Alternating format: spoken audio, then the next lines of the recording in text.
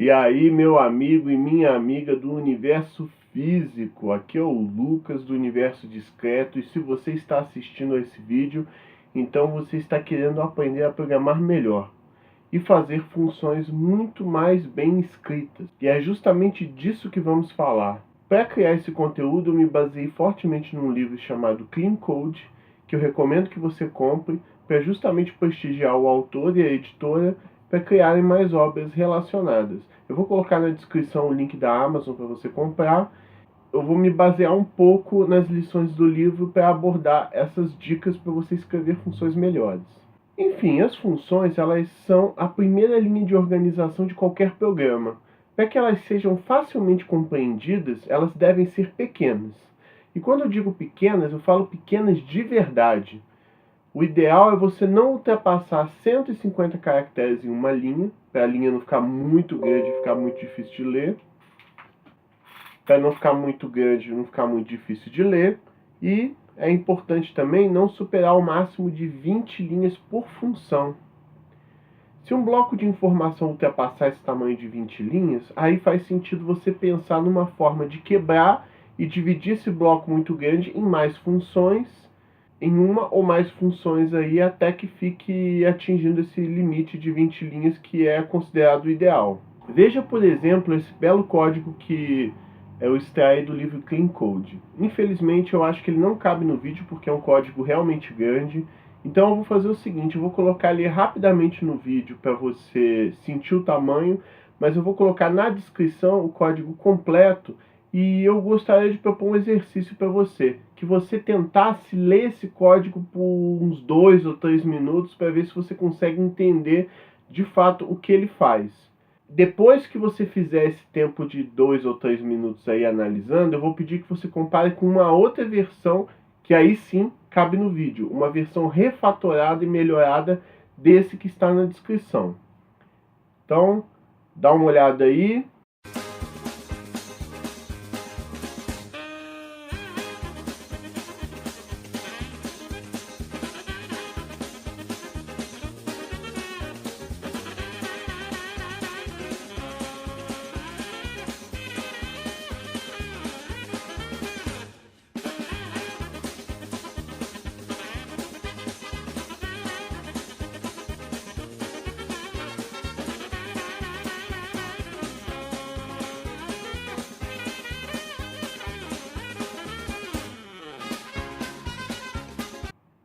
Já olhou?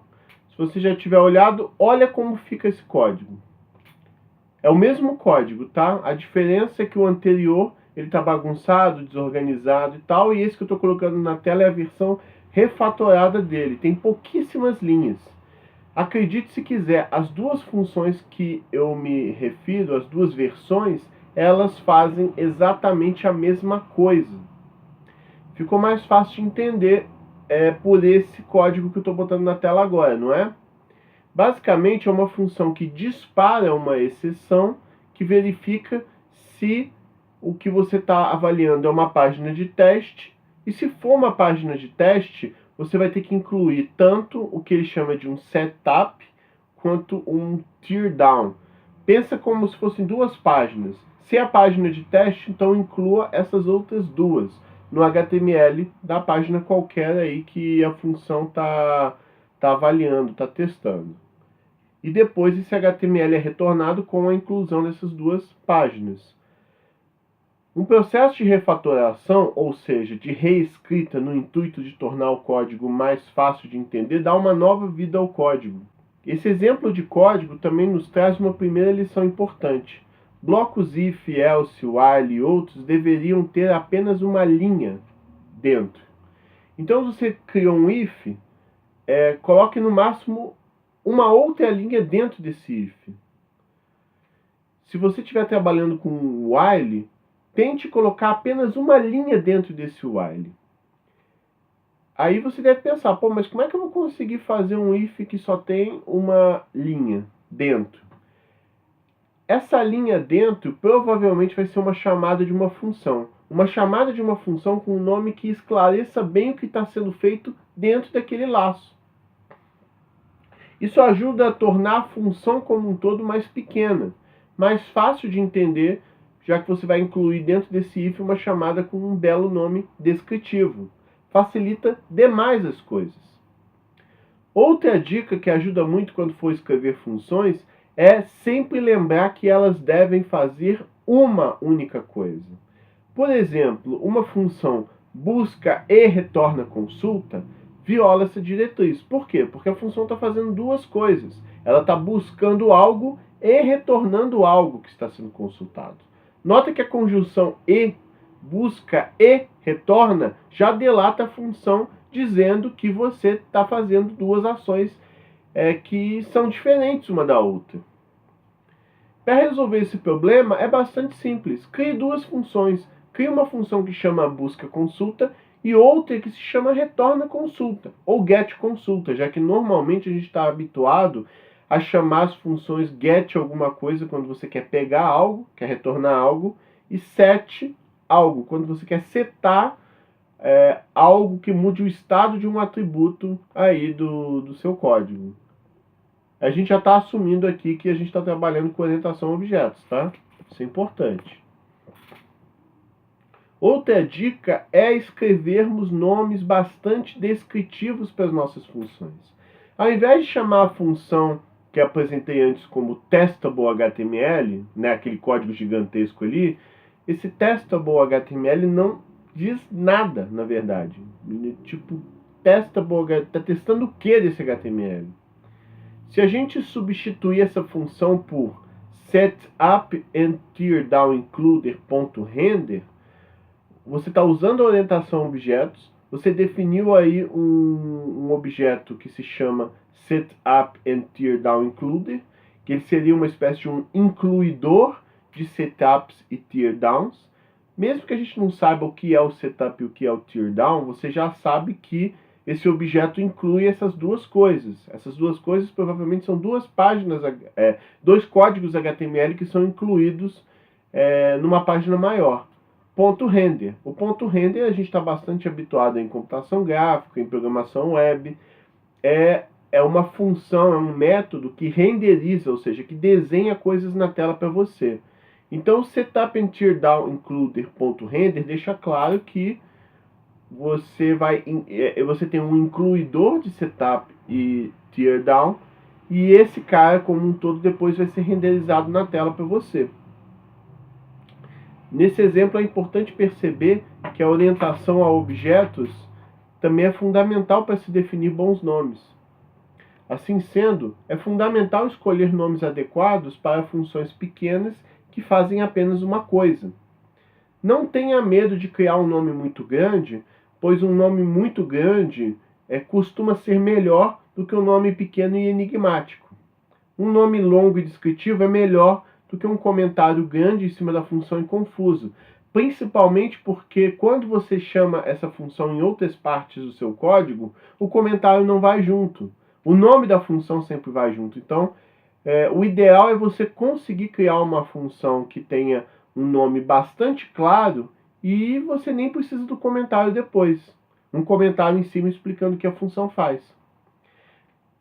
E já que estamos falando de nomes, gaste tempo escolhendo um bom nome. Na verdade, é bem possível que você crie uma função inicialmente com o nome A e depois surge uma ideia de um nome melhor, aí você muda para o nome B, aí depois surge um nome melhor ainda, você muda para o nome C. Aproveite a capacidade que as IDEs, que as ferramentas de desenvolvimento aí que você usa, seja Eclipse, seja Visual Studio, CodeBlocks, aproveita que eles têm funções que permitem trocar os nomes com muita facilidade. Então, se você pensar num nome melhor para sua função, você consegue substituir esse nome por todo o seu código. Utilize uma dessas IDEs e experimente diversos nomes até encontrar um que te agrade bastante e que seja perfeito para as suas necessidades. Outra questão importante que é muito comum a gente errar é com relação à consistência dos nomes ao longo de todo o projeto. Tem dia que você acorda, vou usar, agora não vem nenhum exemplo à cabeça. Vou usar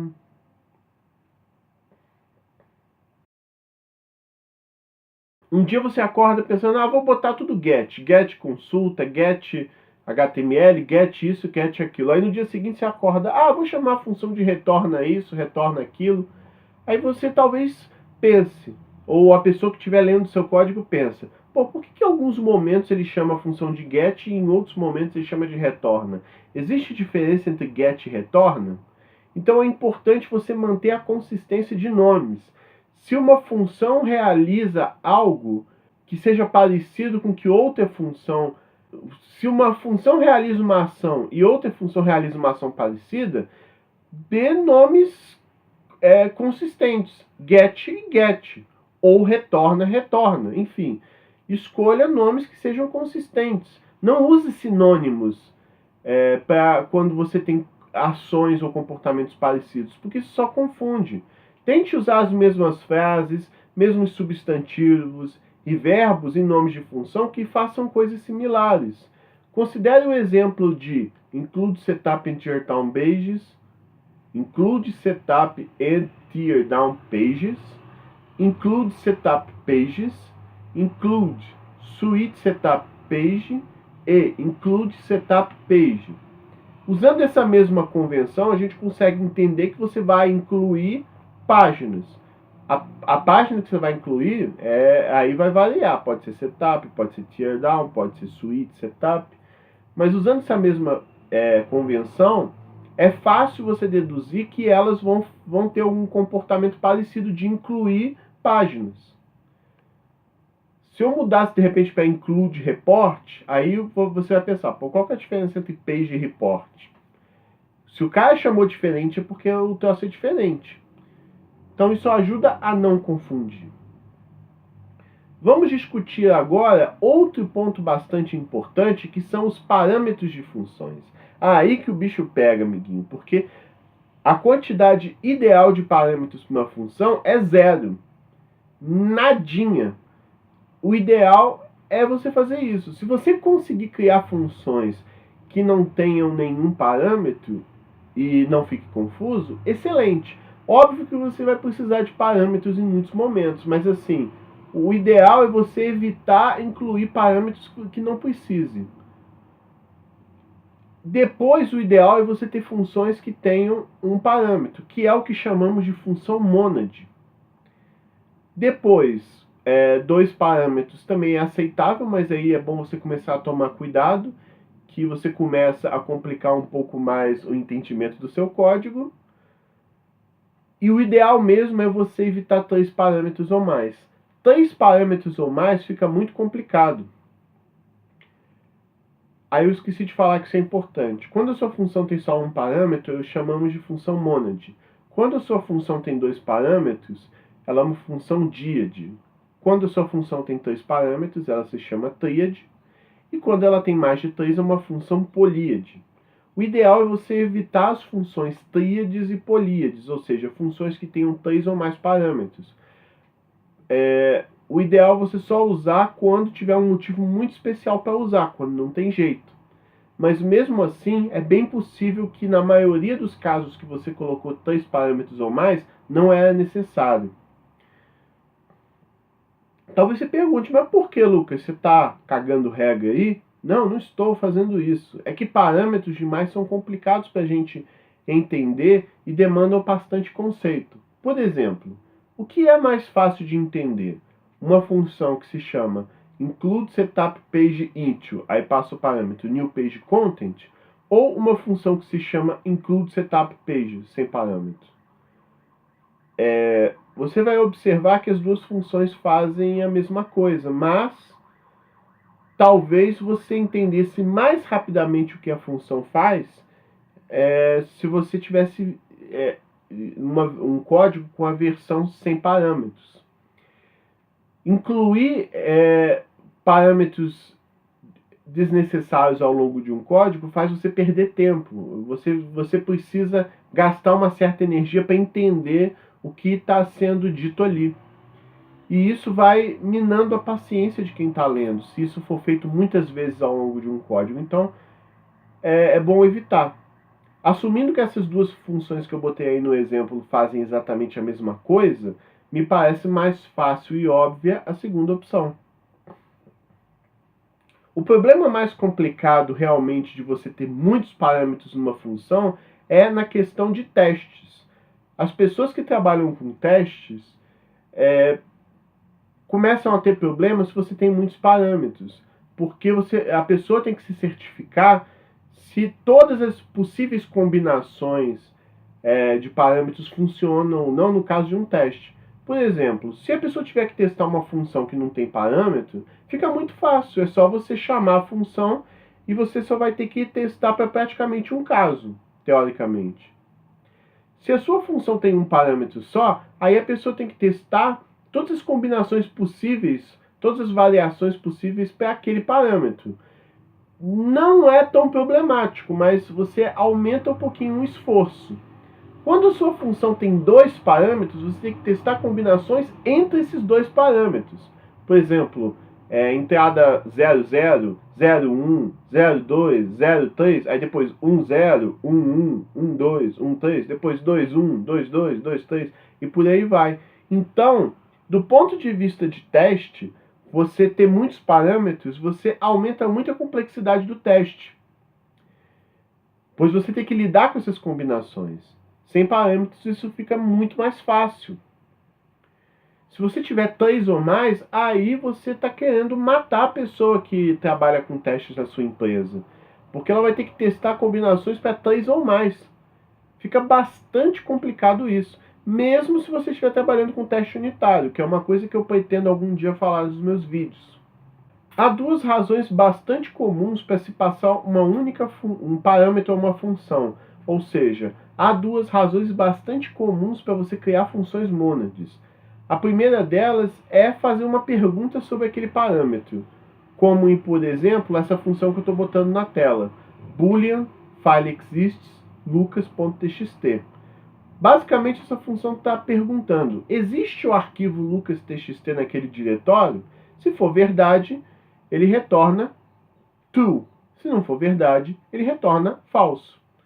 Outro caso bastante comum de você trabalhar com um parâmetro numa função é quando você precisa trabalhar ou processar aquele parâmetro, transformando-o em outra coisa.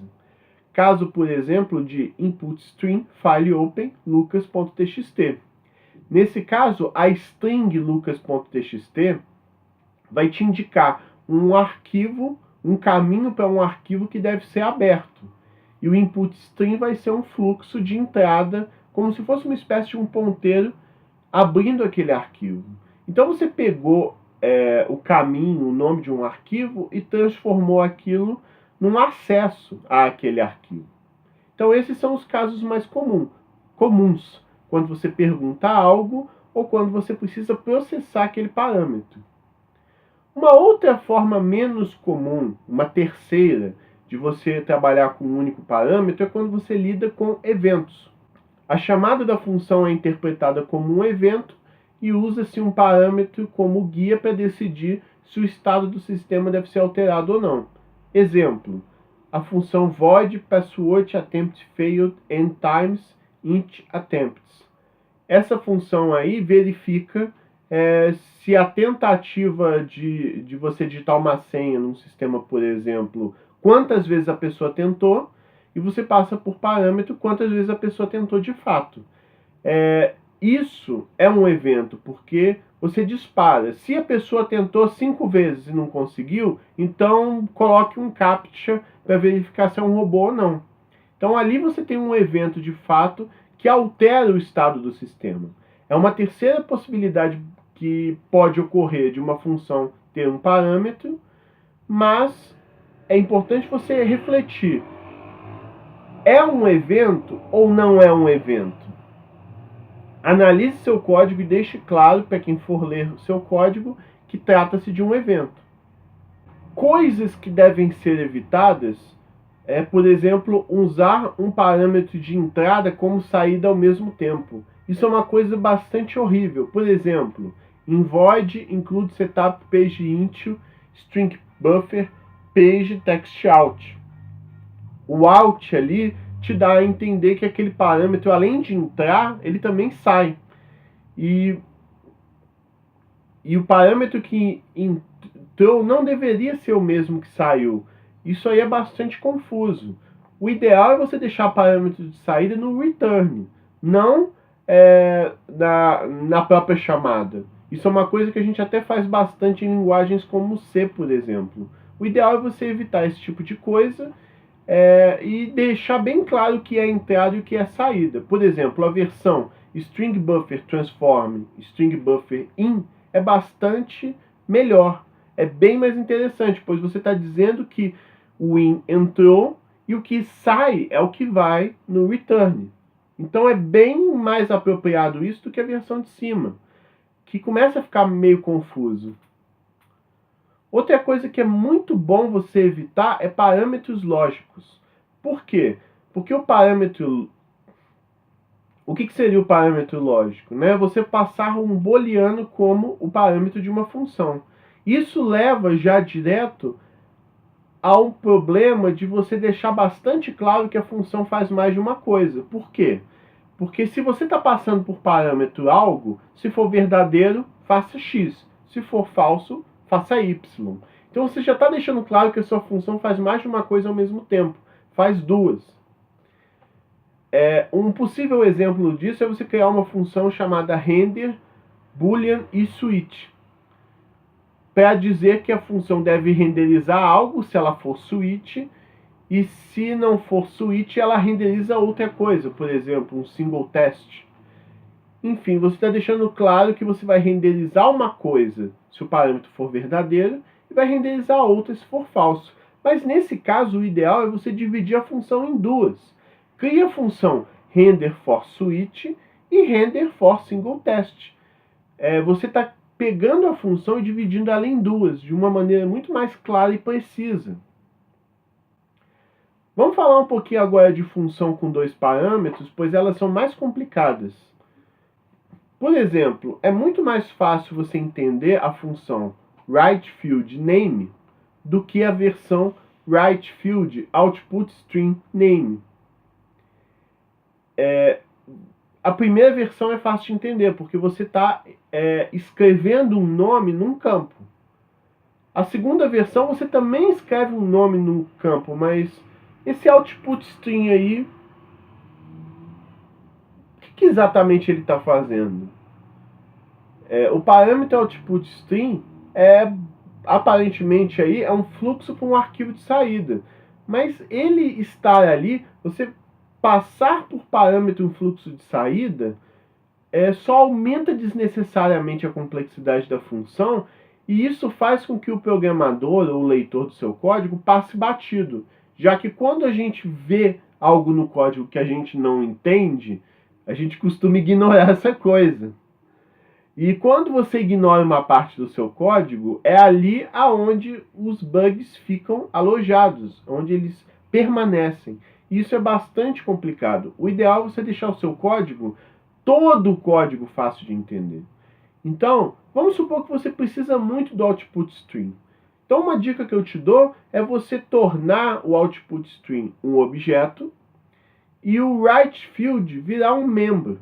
Assim você cria OutputString.WriteFieldName. Aí você está deixando claro que o OutputString é um atributo da sua classe, e o OutputString ele tem um método que chama WriteField, aonde você vai escrever um nome. Fica muito mais legível, muito mais compreensível, porque você entende que o output string é um fluxo de saída, e nesse fluxo de saída você pode escrever um nome num campo. Há casos, obviamente, que você não tem jeito, você vai precisar de dois parâmetros. Um exemplo bastante clássico é em computação gráfica mesmo, onde você pode criar um point P igual a new point 00. O 00 no caso aí é o x e o y. Você não pode apagar um desses parâmetros substituindo por exemplo, point P igual a new point 0. Isso vai fazer você entender erradamente que o ponto é unidimensional, e ao invés de ser um ponto 2D. Quando você passa os dois parâmetros 0, 0, você deixa claro que ali é um ponto 2D. E, obviamente, se tiver 0, 0, 0, você vai entender que é um ponto 3D com x, y, z. Nesses casos, não tem jeito, você vai precisar de trabalhar com 2 ou 3 parâmetros. É importante você observar quando é absolutamente necessário você fazer isso. Díades não são necessariamente ruins e você vai ter que usar elas. Entretanto, lembre-se que sempre que você incluir uma função díade, há um custo, há um preço a se pagar, seja na complexidade de entender, ou seja no caso dos testes, pois você vai ter que testar a combinação de parâmetros. Então, tente tornar mônade o que for possível. O que não for possível, você deixa díade, que é no caso, por exemplo, dessa questão do ponto aí que eu falei. Mas existem casos que, se você for esperto, funções que tenham 3 ou mais parâmetros, você pode juntar esses parâmetros em uma única classe ou um objeto. Considere, por exemplo, esse exemplo aí para você entender.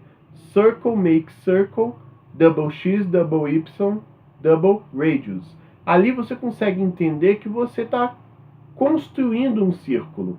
Em um círculo você precisa de um ponto central e de um raio. Tudo bem. Mas tem 3 parâmetros aí. Uma coisa que você pode fazer que torna o seu código bastante legível, bastante interessante, é você criar uma classe .2D e substituir o código por circle, make circle, point 2D center, double radius. Nota que o x e o y é o mesmo conceito. Ele é o centro de um círculo. Então, aqui é esperto você juntar os 2 parâmetros num objeto, porque fica até mais fácil para o usuário entender que ali é o centro do círculo. Então, quando grupos de parâmetros representam o mesmo conceito e eles são passados juntos num parâmetro, faz bastante sentido tornar eles um único objeto. Então, procure pensar se isso é possível quando você tem 3 ou mais parâmetros. E, na maior parte dos casos, acaba sendo possível você fazer isso. Escolher bons nomes para funções pode ajudar a explicar o seu propósito e até mesmo o propósito dos seus parâmetros. No caso de uma função mônade, o ideal é que a função e o parâmetro formem um belo par de verbo e substantivo. Então é muito importante que a sua função seja um verbo, já que a função realiza uma ação, faz bastante sentido que ela seja um verbo. Agora, o parâmetro, ele vai ser um objeto, vai ser algo que vai sofrer a ação. Então, ele vai ser um substantivo. No caso da função writeName, isso é perfeito, já que a ação é escrever e o objeto que vai ser o alvo dessa ação é o nome. Seja lá o que for esse nome. O que sabemos é que ele vai ser escrito em algum lugar. Um nome ainda melhor é o writeFieldName, já que você está especificando que você vai escrever o nome em um campo. Vamos pensar em um outro exemplo de função agora, em que queremos verificar se 2 variáveis possuem valores iguais. É muito comum a gente usar o verbo assert, quando você precisa comparar se 2 variáveis possuem o mesmo valor ou não.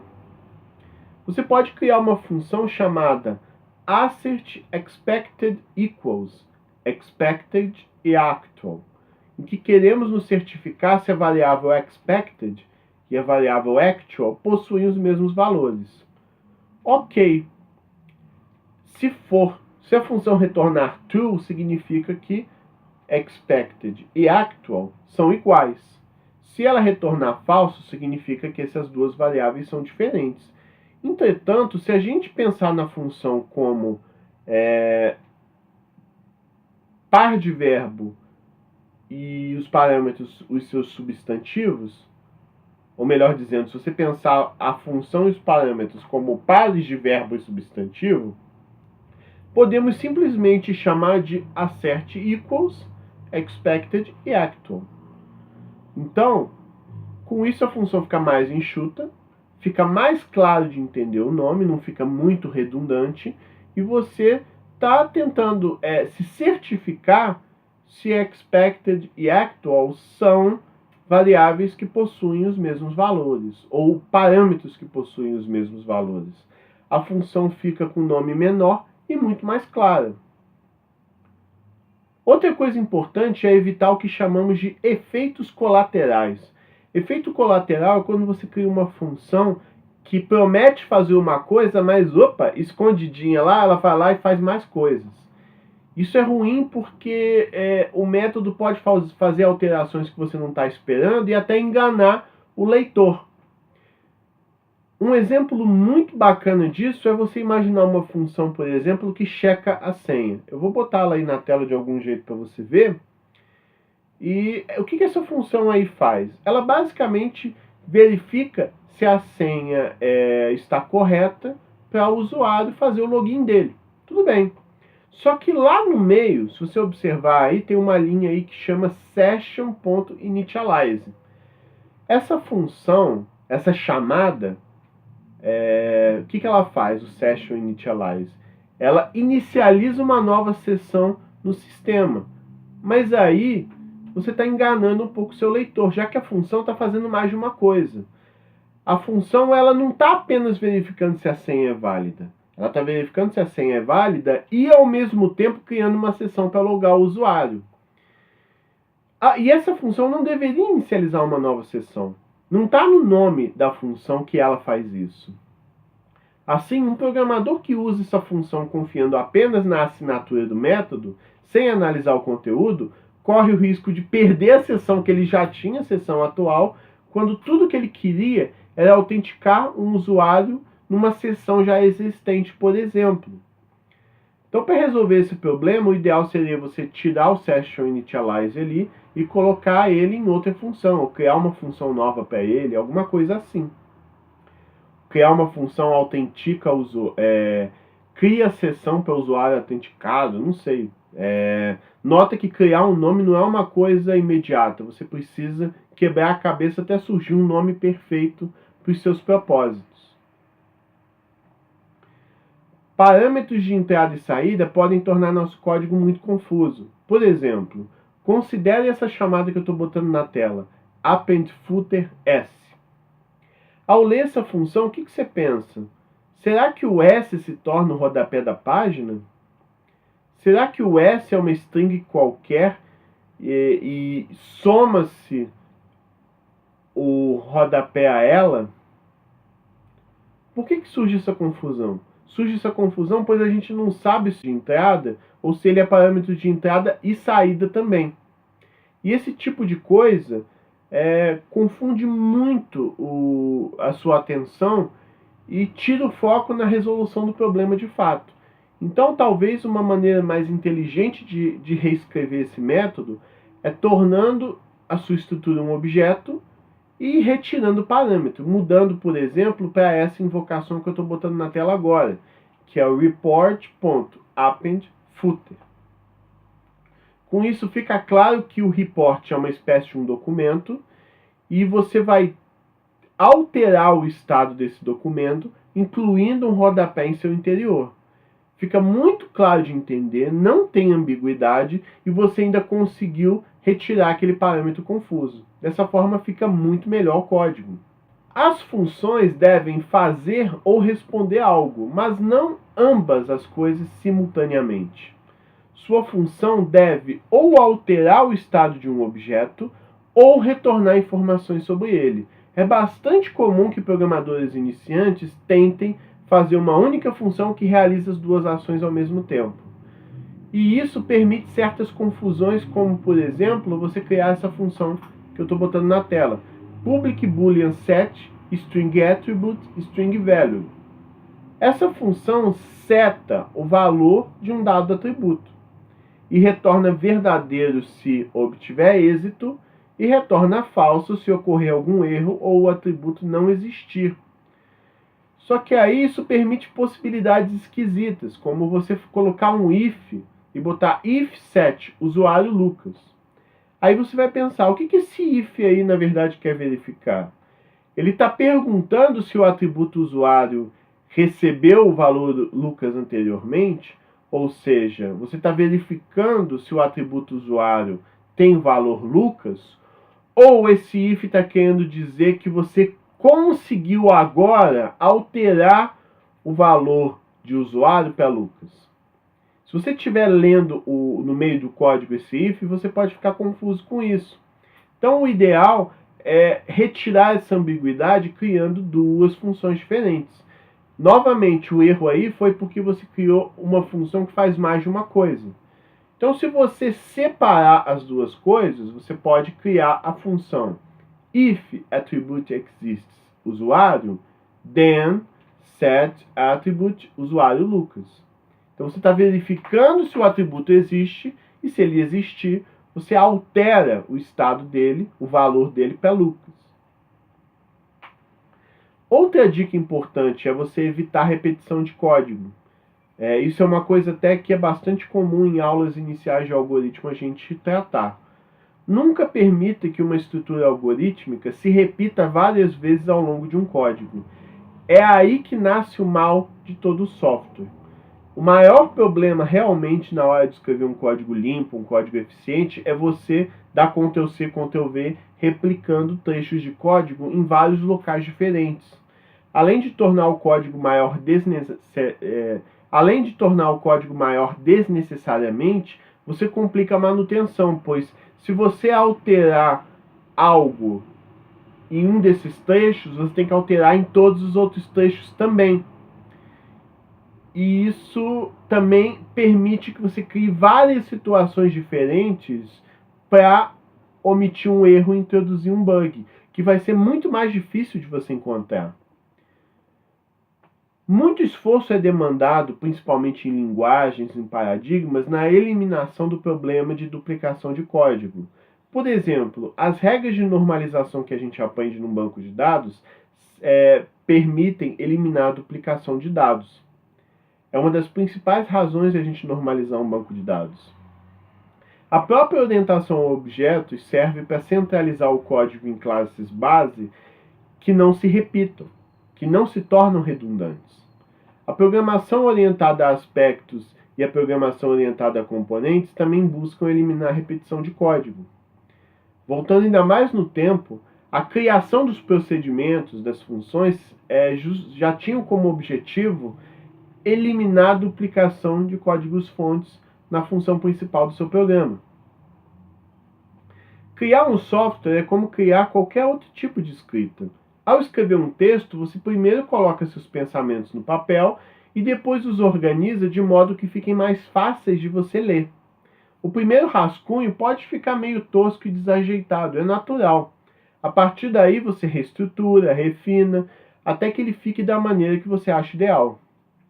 Ao escrever funções, é comum que elas comecem longas e complexas. Há muitas indentações, loops aninhados, longas listas de parâmetros, nomes meio aleatórios e duplicação de código. Sendo assim, é importante você ir organizando e refinando várias vezes, dividir funções, trocar nomes, eliminar duplicações, basicamente as dicas que eu fui abordando ao longo desse vídeo inteiro, até chegar no que você considera correto. Claro que é importante conciliar esse processo de refatoração com o teste, já que a cada modificação que você faz, aumenta-se o risco de você introduzir um bug. E aí entra a questão de teste unitário, que eu não vou abordar nesse vídeo, mas em um futuro vídeo eu vou abordar porque é fundamental quando você lida com o desenvolvimento de software com qualidade.